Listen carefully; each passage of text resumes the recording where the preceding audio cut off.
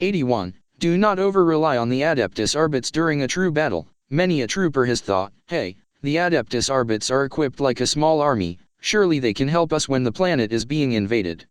Well, it depends.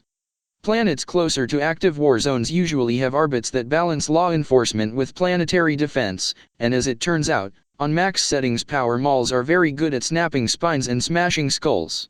On planets that are more peaceful though, the Arbits seem to be more interested in beating up poor people for breaking up nonsensical laws. Apparently being destitute is illegal on more than a few planets and punishable by a fine, and slash or shaking them down for tax money for a new law they totally didn't just make up.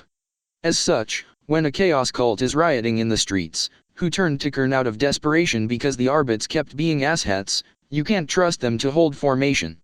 12 men who were counting on them for supporting fire died, but on the plus side all of the Arbits died too, and I now have their outfits for emergency situations. 82. Be careful about where you store the ammunition. This is like 57 except there's another layer to it. A las gun can be left in a mud puddle overnight and it'll be okay so long as you have 5 minutes to clean it, but ammunition can be a bit more finicky. This goes double for bolter ammunition, as those things are explosive shells that contain more explosives, and we want all of that to not go off until it's in an orc's face. So when I'm woken up by a loud explosion and I remember that someone left a box of bolter shells by the base's main reactor, I know I'm going to get pulled for corpse disposal duty.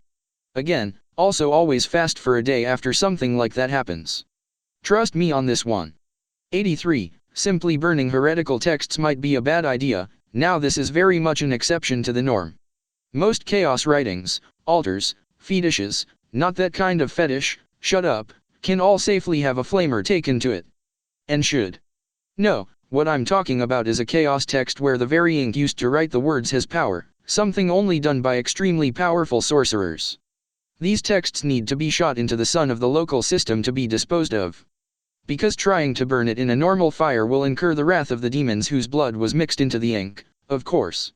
I'm not even sure why that missionary was against the idea. Surely the blazing heat of a star is a bigger middle finger than a simple fire. But no, and the last time I saw him a Lord of Change had inverted his body. Oh, speaking of which. 84. If you ever see a Lord of Change, run as fast as you can in the other direction and call down an orbital strike. This applies to all greater daemons really, but Lords of Change are the only ones I have any experience with. A dedicated kill team of Space Marines going up against one, and only one still has a 50% chance of not walking away from it. So unless we've got a perfectly positioned tank platoon ready to shred it to pieces, drop what you're doing, haul ass, and tell the Navy to blow the frack out of that warp spawn. The missionary I mentioned earlier didn't seem to appreciate this. Yeah, your flamer is really going to hurt him, buddy. 85. Don't bother trying to brutalize Slaanesh cultists. We sometimes lose ourselves in the heat of the moment and we want to cause as much pain and suffering to the people we're fighting. Emperor, this one time I woke up in the back alley of a hive, covered in blood that wasn't my own, and I couldn't remember last night at all. But with Slaanesh cultists it's an exercise in futility. The Inquisition has discovered, though a lot of experimentation I would imagine, that the only way you can really cause them suffering is through total sensory deprivation. Tearing their stomach open and ripping their guts out just makes them jizz their pants. What's more, they're not overwhelmed by the pain and can still kill you. I personally witnessed a couple of cultists kill a friend, both of them with rock-hard dicks and nipples at the time, even though their organs were flapping out of their chests. Though for the record it's okay to brutalize their corpses after they're dead. I was feeling a little vindictive that day and I did things to their bodies that I honestly feel ashamed about and that I'm taking to my grave. 86. Only ingest anything orc related as a last resort. And I don't just mean the things they make. Orc meat is the most rancid thing you'll ever taste. I tried to keep it down and failed. Considering how batshit the orcs are, we really shouldn't be surprised that they drink fuel, put gunpowder in their cigars and let their meat ripen for a few days. Only eat or drink anything from them if death is the only alternative. And for Emperor's sake, don't chug orc grog just to show how tough you are. That stuff shreds your insides. Literally. There's ground up glass in it. 87. Death worlds are called that for a reason. Did you know that Catachan doesn't have a standing defensive army? That's because it doesn't need one. The wildlife on that planet is so vicious it honestly repels planetary invasion. It's an extreme example, but death worlds are named that for a bleedingly obvious reason. On half of them, It's considered a great achievement to make it to adulthood, and even people who have lived on said planets their entire life are just one slip away from dying. Anyone who goes skinny dipping in a lake that turns out to have a giant man-eating serpent in it, I will gladly help the natives erect your half-digested skeleton in their display for stupid people who couldn't read the sign. For the record, the woman I helped put back together was number 999. If she had been number 1000 I would have gotten a free bottle of highly expensive whiskey, thanks for nothing. 88. Don't look the other way when your squamates are doing something heretical. I don't mean the is not paying respect by not reciting the 6532nd hymn properly, or something. I'm talking about serious chaos worship crap. See, as much as we hate commissars, they exist for a reason. To put bold shells in the heads of people who think praying to Slanesh is a reasonable response to not getting laid. Hey asshole, I don't care how much you like the guy, he's praying to a being that was born from the dying souls of trillions if not quintillions of Eldar so he can stick his dick in something.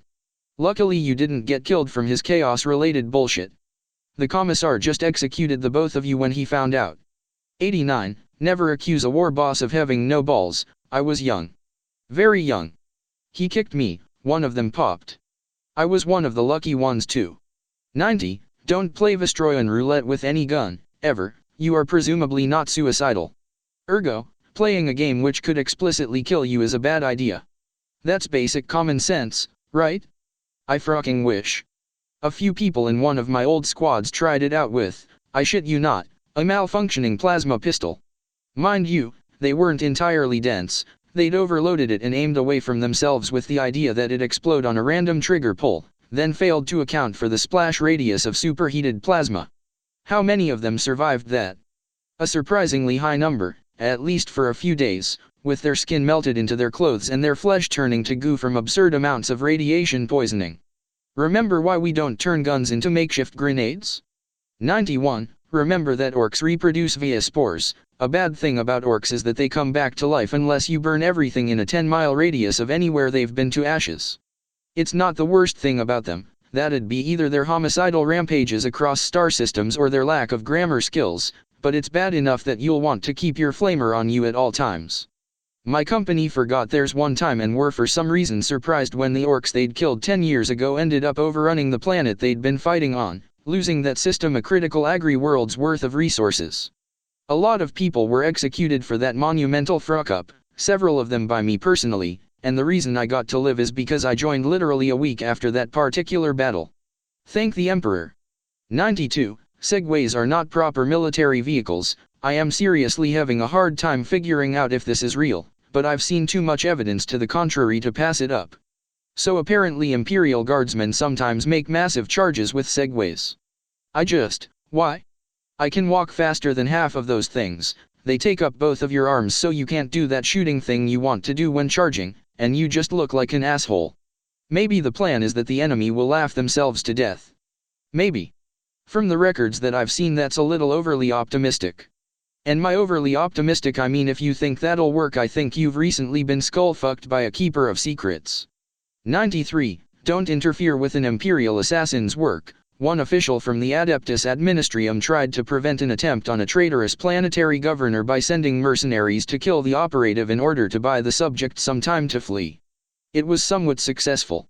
Until the operative snuck on the governor's ship, and used his gun to blow the frocking jackass's head off. It turned out that after the Vindicare had interrogated this particular Administrium official, he left the bastard to die in the most painful way by slathering the arsehole with honey and milk and hanging him from a high perch. The intent was to have stray animals slowly bite off chunks of his flesh, and this is a fate I wouldn't wish upon anyone.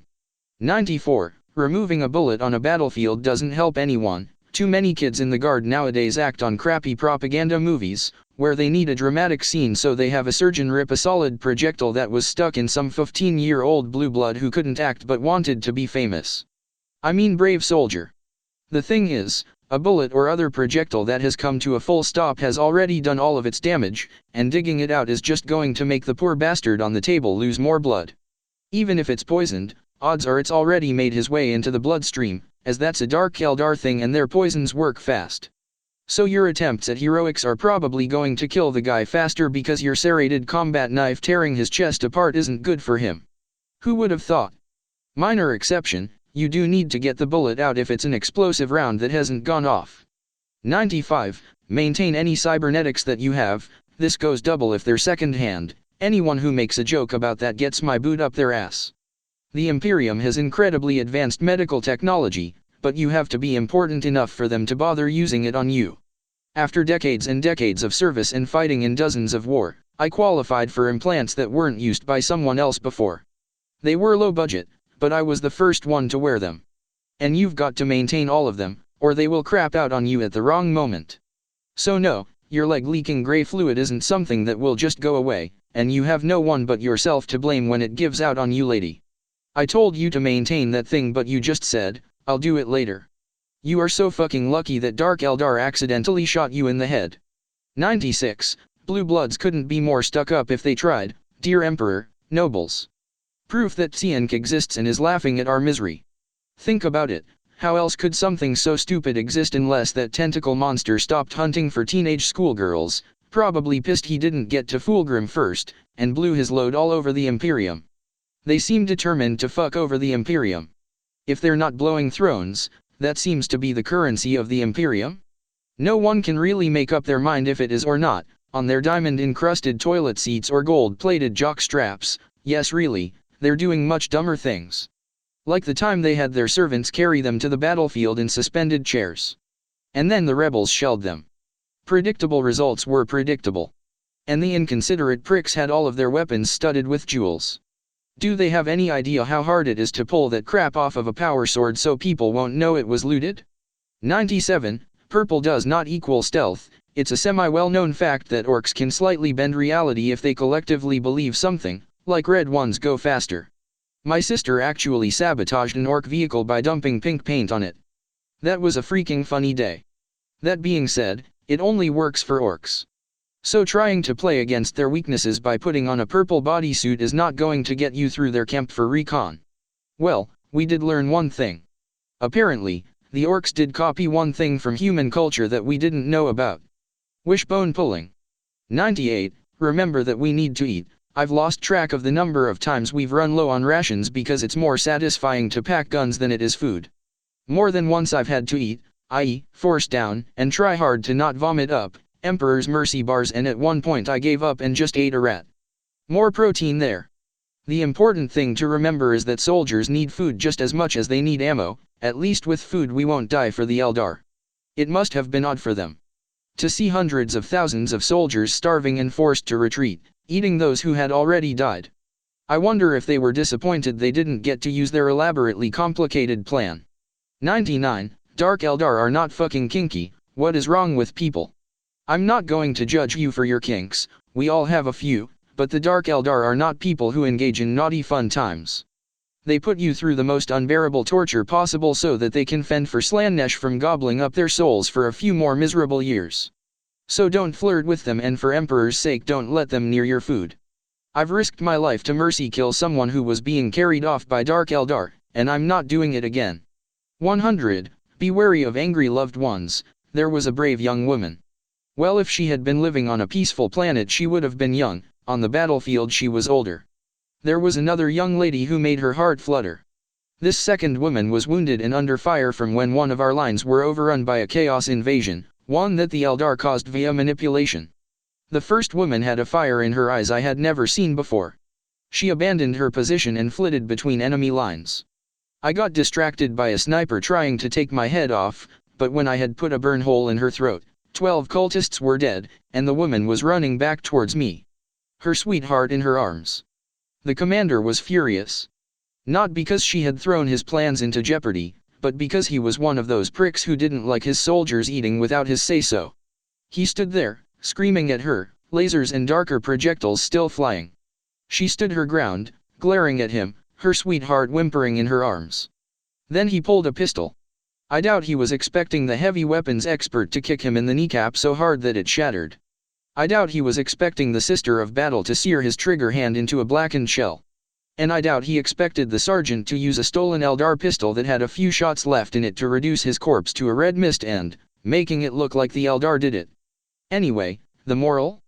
Don't threaten my daughter.